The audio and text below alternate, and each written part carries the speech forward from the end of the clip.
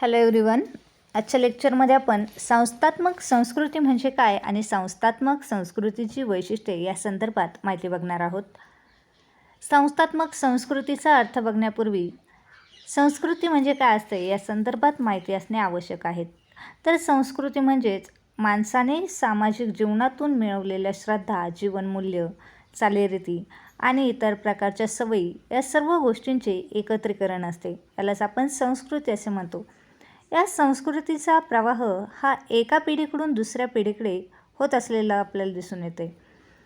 तर संस्थात्मक संस्कृतीचा जर अर्थ बघायचा असेल तर आपण म्हणू शकतो संस्थात्मक संस्कृती ही कर्मचाऱ्यांमध्ये विभागलेल्या श्रद्धा व प्रवृत्तीतून होणारी तसेच सदस्यांना मार्गदर्शन करणारी एक प्रणाली असते. तिलाच कॉर्पोरेट कल्चर असे म्हणतात. या संस्कृतीचा कर्मचाऱ्यांच्या गुणवत्तेवरती आणि एकूणच संस्थेच्या कामगिरीवरती मोठा प्रभाव पडत असतो. त्या ठिकाणी व्यक्तीचे वर्तन तसेच व्यवस्थापन शैली या बाबींचा समावेश केलेला असतो. संस्थात्मक संस्कृतीची व्याख्या बघूया. संस्थात्मक संस्कृती म्हणजे संस्थेच्या सदस्यांनी विभागून घेतलेली व संस्थेला एकत्र बांधून ठेवणारी तत्त्वे, संकल्पना, मूल्ये, गृहीते, श्रद्धा, अपेक्षा, प्रवृत्ती आणि मानके असतात.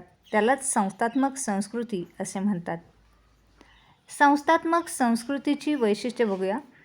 यामध्ये वेगवेगळ्या प्रकारची वैशिष्ट्ये आहेत. त्यापैकी पहिले वैशिष्ट्य आहेत वैशिष्ट्यपूर्ण व अनन्यसाधारण. संस्थेत काम करणाऱ्या सर्वांकडून अपेक्षित असलेली सचोटी, एकनिष्ठता अशी मूल्य संस्थात्मक संस्कृतीत अनन्यसाधारण ठरतात. या ठिकाणी प्रत्येक संस्थेला स्वतःचा इतिहास असतो. तसेच संस्थेमध्ये असणारी संदेशवहन प्रणाली जी काही आहेत ती वेगवेगळी असलेली आपल्याला दिसून येत असते. संस्थेविषयीच्या सर्व काल्पनिक गोष्टी इतर प्रकारच्या ज्या काही असेल त्या संपूर्ण गोष्टीतून संस्थेची वैशिष्ट्यपूर्ण संस्कृती लोकांसमोर निर्माण होत असते. स्थैर्य. संस्थात्मक संस्कृतीमुळे संस्थेला सातत्यता व स्थैर्य लाभत असते आणि त्यातूनच सदस्यांमध्ये सुरक्षिततेची भावनाही निर्माण होत असते. संस्कृती ही काळाच्या ओघात हळूहळू बदलत असते. म्हणजेच वेगवेगळ्या प्रसंगानुसार संस्कृतीमध्ये बदल झालेला आपल्याला दिसून येतो. या ठिकाणी एखाद्या कंपनीचे जर दुसऱ्या कंपनीमध्ये एकत्रीकरण जर केले असेल तर त्या ठिकाणी त्या दोन भिन्न संस्कृतींचा काळजीपूर्वक मिलाफ होणे आवश्यक असते. अंतर्मुखता आणि बहिर्मुखता. बहुतेक संस्थात्मक संस्कृती आत्तापर्यंत जास्त प्रमाणात अंतर्मुख असलेल्या दिसतात. त्या ठिकाणी बहिर्मुख फारच कमी असतात. संस्थात्मक संस्कृती या अदृश्य स्वरूपात असतात. म्हणजेच त्यांना स्पर्श करता येत नाही तसेच त्यांना बघणेही शक्य नसते. त्या अदृश्य स्वरूपात असतात परंतु त्यांना स्वतंत्र अस्तित्व असते. या ठिकाणी संस्थेच्या एकूणच कारभारावरती याचा परिणाम होत असतो.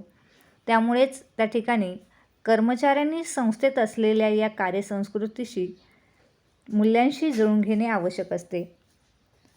प्रतिकात्मक प्रतिनिधित्व. कार्यसंस्कृतीत व्यवसाय संस्थेतील व्यवस्थापनाची धोरणे, मूल्य यांचे प्रतिकात्मक प्रतिनिधित्व असलेले आपल्याला दिसून येते.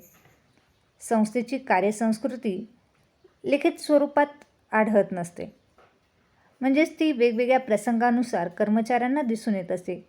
एखाद्या समारंभात जर कर्मचाऱ्यांना त्यांच्या उत्कृष्ट कामगिरीबद्दल, त्यांनी दिलेल्या योगदानाबद्दल गौरव प्राप्त होत असेल तर तो गौरव होत असताना संस्थेतील इतर जे काही कर्मचारी आहेत त्या कर्मचाऱ्यांना संस्थेच्या संस्कृतीची माहिती होत असते आणि ते पाहून तसेच वेगवेगळ्या प्रकारच्या जाहिराती, घोषणा वाचून संस्थेच्या कर्मचाऱ्यांना संस्थेची असणारी जी काही संस्कृती आहे त्या संदर्भात कल्पना येत असते.